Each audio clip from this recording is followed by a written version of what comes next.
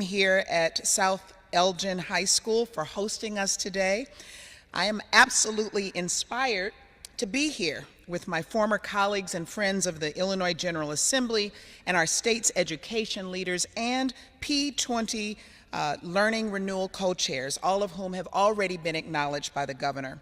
Thank you for your visionary and compassionate leadership and your presence here today. The Illinois Learning Renewal Resource Guide is really like a toolbox filled with the very best ideas and strategies and solutions for helping to support our students, educators, and families as we all recover from this pandemic. The COVID-19 pandemic has caused us all to be flexible in ways that we never could have expected. And just as we have had to adapt, the resource guide must also be viewed as a living document that can evolve as the needs of our students evolve. In fact, we encourage feedback on the guide from all of our stakeholders as to how it's being used throughout the state. And in response, we will be updating the guide as we learn more about what these strategies look like in practice. Moreover, the state will be available to provide support and technical assistance as districts implement these strategies. And this is only all possible because of the collaborative nature of this work, with equity being our guide. Equity is a key driving force in learning renewal because students have different needs, and recovering from the pandemic will vary depending on the school district. As chair of the Governor's Rural Affairs Council, I've spoken with high school students in rural communities about their struggles with online learning due to a lack of access to quality broadband. And as chair of the Illinois Council on Women and Girls, I've heard from many girls throughout our state about the isolation from not being in school, how difficult it has been to ask their teachers and peers for help, and the impact that all of this has had on their self-esteem. Still, other students from urban and suburban communities have shared how they've had to work to help support their families or help take care of their younger siblings, or how distracting it has been to try to work in a household full of people. In other words, when we talk about learning renewal, the conversation is not just about academics, though obviously that's important. But this has been a tough year for our students. They have seen so much and experienced so much. And many of them were already living with anxiety and uncertainty in their lives even before this pandemic. I am excited that the P20 Learning Renewal Resource Guide focuses on the whole child and includes resources for social emotional learning so that our most vulnerable students will have access to trauma-informed support. Think about it. Students have lived with the anxiety of sick loved ones and are grieving the loss of family members. They have experienced economic upheaval in their families, some of them experiencing food insecurity perhaps for the very first time. And add to this the civil unrest in response to the racial injustice, and they're wondering why everyone does not have full access to equal justice under the law. There's so much for our children to process, and while this Learning Renewal Resource Guide Learning Renewal Resource Guide, we will be better equipped to meet them where they are and help them to be their healthiest selves. And this, in turn, will help them learn. The pandemic is not over, but I am hopeful for the future of our children, and I look forward to our administration not only collaborating with stakeholders, but celebrating and sharing successes as we continue to recover. Now, I'm happy to introduce a real champion for education equity and one of the P20 Council Learning Renewal co-chairs, our State Superintendent of Education, Dr. Carmen Ayala.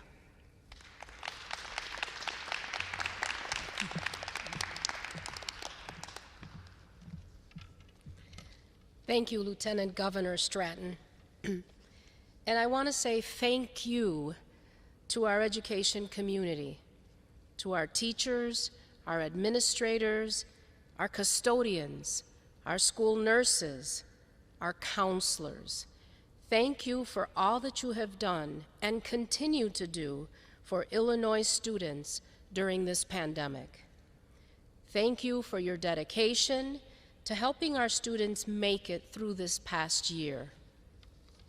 With the influx of federal funding and the Learning Renewal Resource Guide, we are now presented with a unique opportunity to transform systems of learning for students, to reshape our new normal so that our students return to an education system that is more equitable, more individualized, and more responsive to their needs.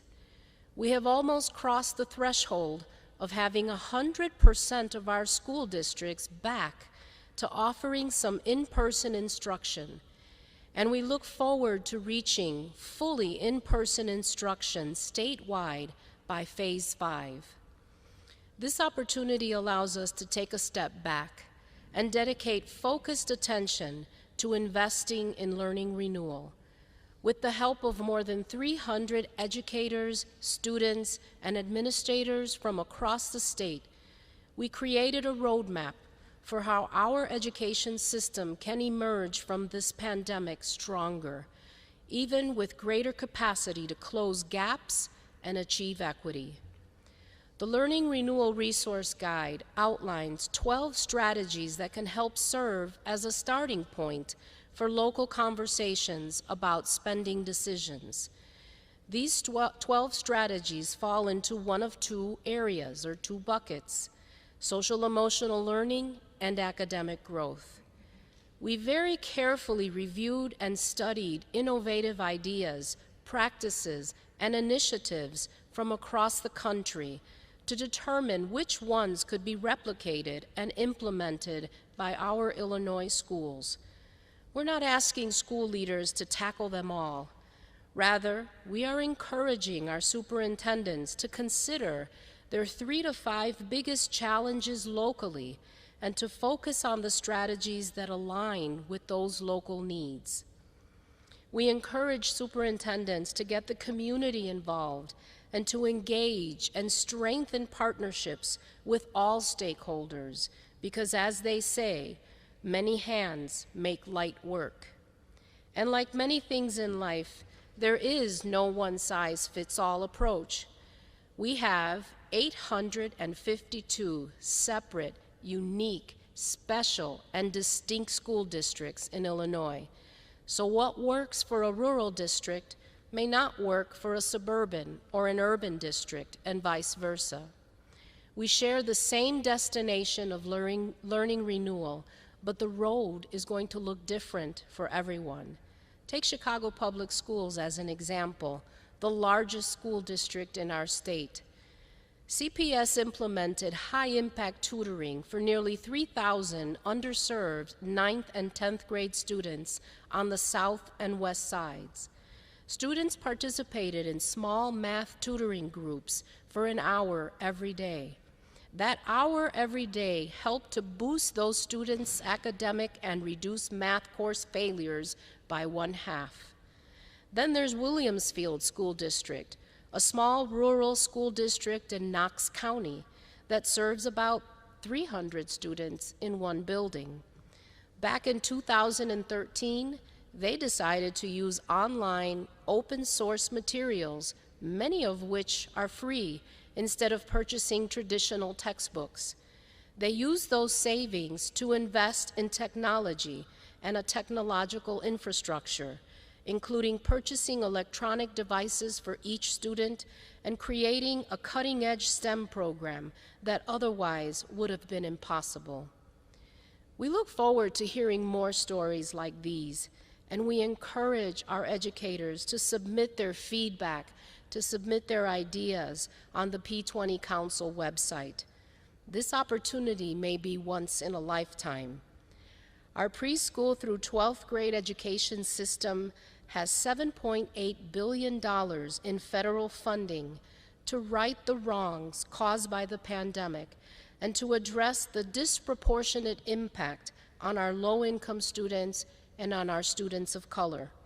To right these wrongs, we will need to be bold, and we will need to work together. With this roadmap as our starting point, we will make it to our destination. And now I will turn things over to Dr. Jamila Jordan. Thank you.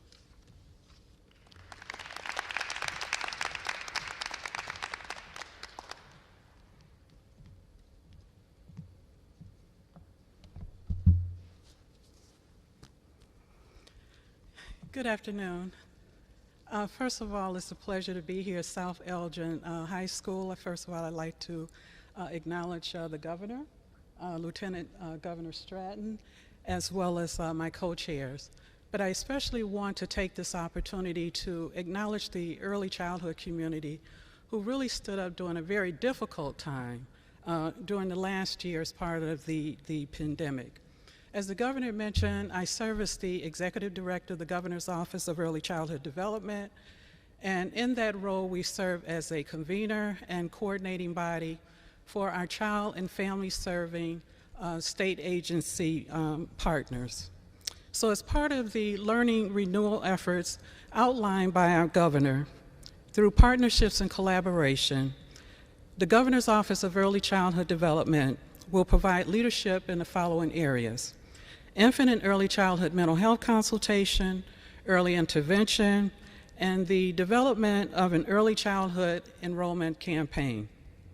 The pandemic has highlighted the need for increased social and emotional supports for Illinois' youngest children, their families, and other early childhood workforce members.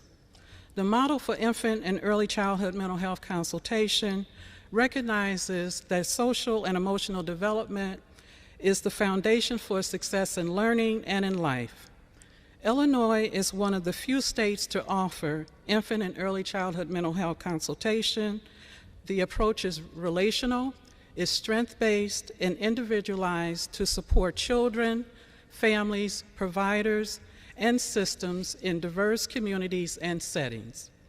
The Governor's Office of Early Childhood Development, in collaboration with the Illinois Head Start Association, the Illinois Association for Infant Mental Health, the Illinois Children's Mental Health Partnership, CHADA Caregiver Connections, the City of Chicago's Department of Family and Support Services, and our state agency partners will promote access to infant and early childhood mental health consultation across our child and family serving programs.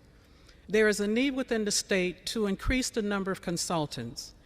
There is a need to, with the goal to reduce the wait time for providers and make it easier to access critical social emotional supports as we engage in our young children's learning recovery. Our efforts will promote trauma-informed social emotional response practices within communities, especially in those communities that have been disproportionately impacted by the pandemic. A public awareness campaign will be developed in multiple languages to promote infant and early childhood mental health consultation to key stakeholders. Finally, GOECD plans to streamline the professional development for infant and early childhood mental health consultants, increasing the number of and availability of consultations. Developing a campaign, among other efforts, advances the Illinois Legislative Black Caucus Education and Workforce Equity Act, specifically the Infant and Early Childhood Mental Health Consultation Act. The second initiative is related to early intervention, which supports the families of infants or toddlers with a disability or developmental delay. As a result of the pandemic, there is a need to address the challenges experiencing in accessing technology to receive early intervention via telehealth services, and the need for culturally responsive materials for linguistically diverse families to assist them in understanding service delivery options. To support families to support their children in meeting their developmental milestones, the Governor's Office of Early Childhood Development, in partnership with the Illinois Early Intervention Clearinghouse and the Department of Human Services Bureau of Early Intervention, will provide technology for early intervention telehealth and will facilitate the development of culturally responsive materials in multiple languages. In addition to these efforts, we envision, as part of our learning recovery efforts, that there will be preschool sessions. Finally, as a result of the pandemic, child enrollment and referrals are down across our state's early childhood mixed delivery system. GOECD will convene stakeholders to support the development of a statewide early childhood awareness and enrollment campaign. The campaign will promote the importance of and availability of early childhood programs that supports that are available to families. As part of this campaign and outreach effort, we plan to use a statewide text messaging platform for families to highlight the importance of early learning. We want Illinois' youngest children and their families back in their early care and education settings to provide the necessary systems of supports that will facilitate our youngest children's learning recovery. Thank you again for the opportunity to be with you today and to share our plan on behalf of the Governor's Office of Early Childhood Development.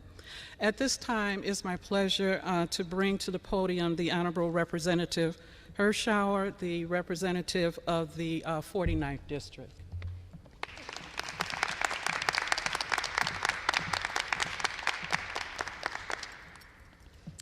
Thank you, Dr. Jordan.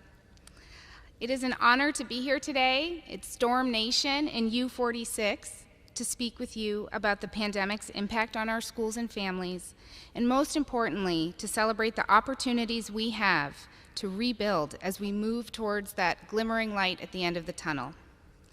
Our families and our communities depend on the hard work, ingenuity, and energy of our educators, administrators, and school staff. For over a year, our educators have put their hearts and souls into crafting remote and hybrid lesson plans. They have learned new technologies to better serve their students and found creative ways to keep our kids engaged in this strange new normal. Many teachers juggled overseeing their own family's remote learning alongside creating and leading virtual learning experiences for their students. It has been a hard year, and I am grateful for the grit and adaptability of our teachers, administrators, and school staff.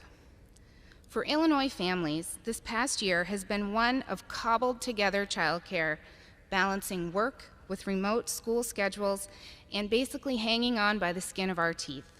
My husband and I have been working from home and overseeing 3 different school schedules for our kiddos in kindergarten, 6th grade, and 8th grade.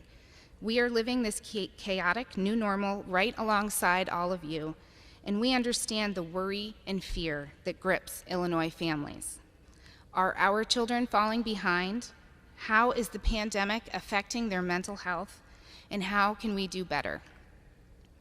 As we make the welcome transition back to full-time in-person learning, we must focus on rebuilding and supporting our classrooms with resources to fill the achievement gap that has now become a chasm.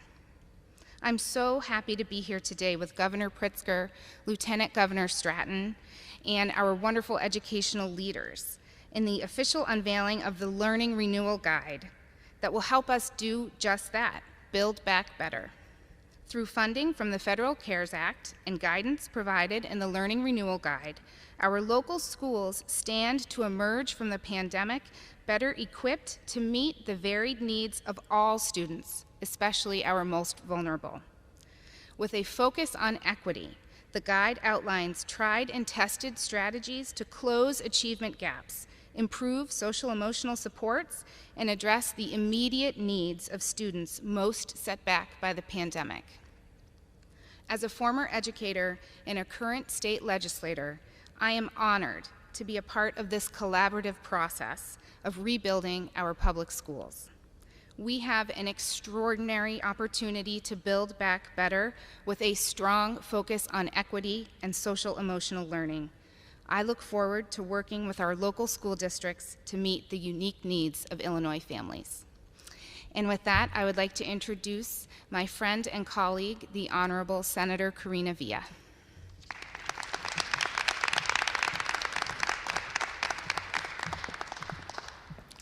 Hello, everyone. Although I stand here as Senator Karina Villa, I have a more preferred title that I've had in my lifetime, and that was the title of Miss Villa, school social worker. I worked as a school social worker for 15 years in severely underfunded school districts. In that time, I saw the care and compassion that educators, school board members, parents provided their children, and the support that they offered for their futures. When the pandemic hit, how I wish I could have been there alongside with all of those teachers and parents, being there to comfort them and help them through these difficult times. I was there as the state rep and then as a state representative for them, listening to them as they were calling and letting our office know about their fears, about what was happening with their students, with their children, with their community. Teachers who called and said, Karina, how will I build a sense of community for my students? How will we make sure that our students are eating? How will we make sure that the parents are able to go to work? It was desperate times for sure. Now we are at a time where we're able to start turning that new page and looking forward while also remembering all of what happened in this last year, but also what has happened in the last many years in our underfunded school districts, like our wonderful and beautiful school district that we are in right now, U46. We have this opportunity to move forward, and this P20 guide is such an awesome first step for these school districts who have had to do for so long with so little. I want to highlight a few of those key points in the P20 guide. I want to talk about the social emotional learning. As a school social worker, you will know that this is a topic that's near and dear to my heart.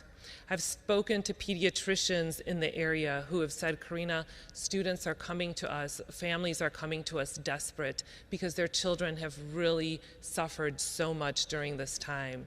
I urge the school districts to look and see how this guide can help us move forward in providing assistance, not just for the students, but also professional development for the teachers who they themselves have gone through so much in this last year.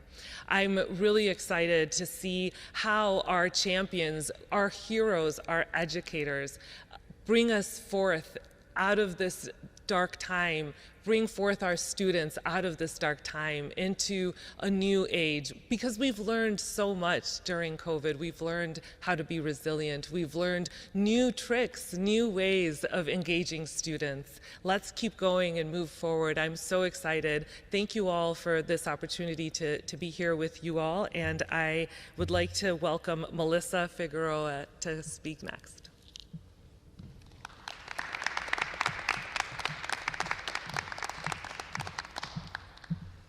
Good afternoon. I'm Melissa Figueroa. I'm here on behalf of Advance Illinois, a bipartisan nonprofit education policy advocacy organization. First, I'd like to thank Governor Pritzker and his team for inviting me here today to celebrate the launch of the Learning Renewal Resource Guide. After months of collaborative work with the governor's office and other state leaders, practitioners, and experts, on behalf of Advance Illinois, I am truly excited by the release of this guide and its ability to assist local leaders as they work to address their students' needs during this unprecedented time. We've already heard from the field how eager school and district leaders are for this vital information. Though we don't have statewide assessment data to help paint a fuller picture of the impact of the pandemic on academics, the data we do have begin to show the depth and breadth of the impact this crisis is having on Illinois students, from early childhood through post-secondary. The state has seen an estimated drop in enrollment of 35,822 students, or 1.9% of the prior year's enrollment. That represents nearly twice what the decline was projected to be. Kindergarten through third grade saw the steepest declines by far, as much as 20 to 50% in some areas, which is especially concerning in light of how important those early years are for children's development. At the other end of the educational continuum, overall post-secondary enrollment in Illinois dropped by over 5% this year, a larger decline than the national average. As those who spoke before me have mentioned, qualitative and quantitative data alike suggest that students are facing trauma and toxic stress as a result of the pandemic and its impacts on families. So in addition to working to support accelerated academic recovery and growth for students, schools will have to find new and creative ways of truly supporting the whole child. And as we're grateful for the heroic efforts of educators and school and district leaders who work tirelessly to meet the extraordinary needs of our students, which definitely are a source of light and hope, we also know that the hard reality is that recovery and renewal will likely take years. While we are eager to go back to normal, we must remember that learning renewal should be viewed as a marathon, not a sprint. For educators and district leaders still enmeshed in reopening plans, and knowing that many districts do not have deep administrative resources, we are delighted that the P20 Council, under the leadership of Deputy Governor Jesse Ruiz, and with truly outstanding support from the Boston Consulting Group, and the involvement of hundreds of experts and practitioners from across the state, is now releasing this resource guide, which we hope and expect will be user-friendly, just as it is substantive and helpful in supporting local leaders in making the best possible use of local, state, and federal funds. Given the caliber and richness of the resource guide, this team effort also puts Illinois in the vanguard nationally when it comes to supporting schools and colleges to rise to this moment.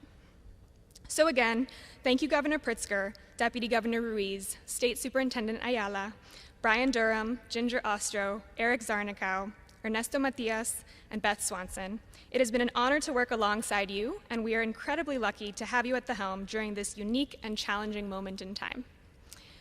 I'm now going to ask the governor to come back up and join us for Q&A. Thank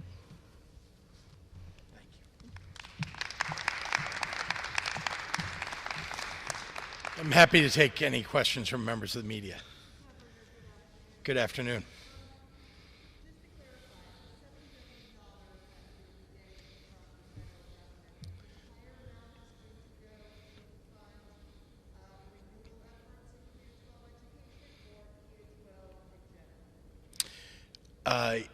All of those dollars, $7 billion, were allocated by the federal government, by the Congress, and as proposed by in the American Rescue Plan, as well as in a plan that was passed in December, a portion of it, all to education throughout the United States, but directly to school districts. And so that $7 billion is, in fact, focused on things, all of it focused on learning renewal. That's the purpose of it. And all of it focused on things like what kinds of summer programs are necessary, what kinds of tutoring may be necessary, providing social work in schools for kids who may need some extra assistance, mental health support, and so on, all of which may be effects of the pandemic.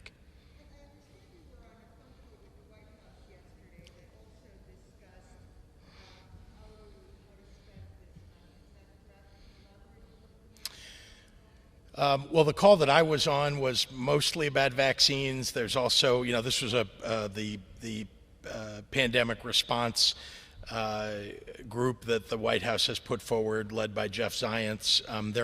The governors also have raised questions about how best to use some of these funds to make sure that they're used properly in districts across their states. But let me be clear, these dollars are in addition to the dollars that the state of Illinois already provides to schools, in addition to the dollars that local school districts provide.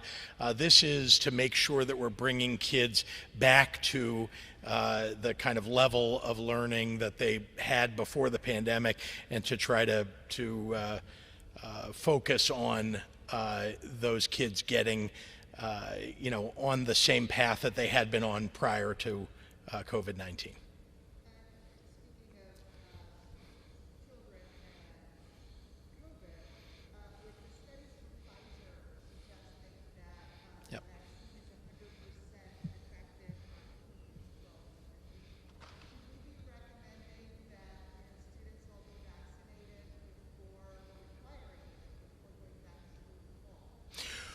Well, those studies have not been verified yet. That was an announcement made by Pfizer, and so as soon as we have those studies verified, that no doubt will affect who would get vaccinated.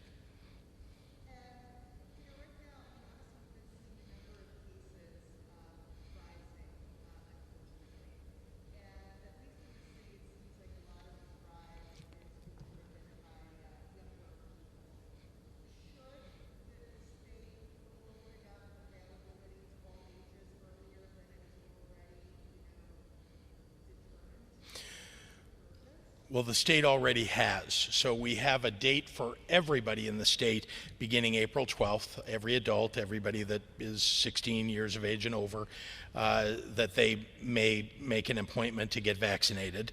And then prior to that, I realize we're on March 31st today. Prior to that, we've also opened it up in areas of the state where they've seen a lax amount of demand. In other words, there are areas of the state where there are fewer people signing up for appointments than you might expect. They're not filling every appointment that's being put forward.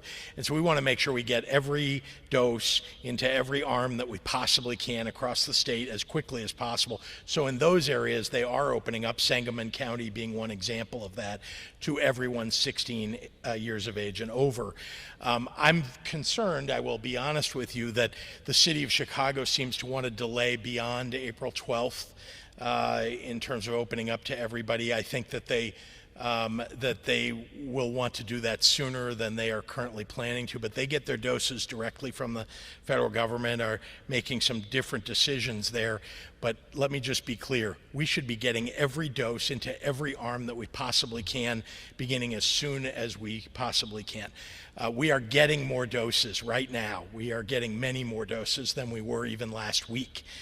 That's a great thing, and we want to make sure that we're running people through these vaccination centers as quickly as possible. People are making appointments as soon as they possibly can, and we're going to do everything we can to get Illinois to a place where we get to herd immunity as fast as we could.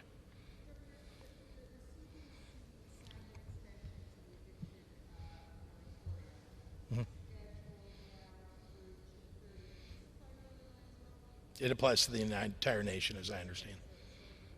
Mm-hmm.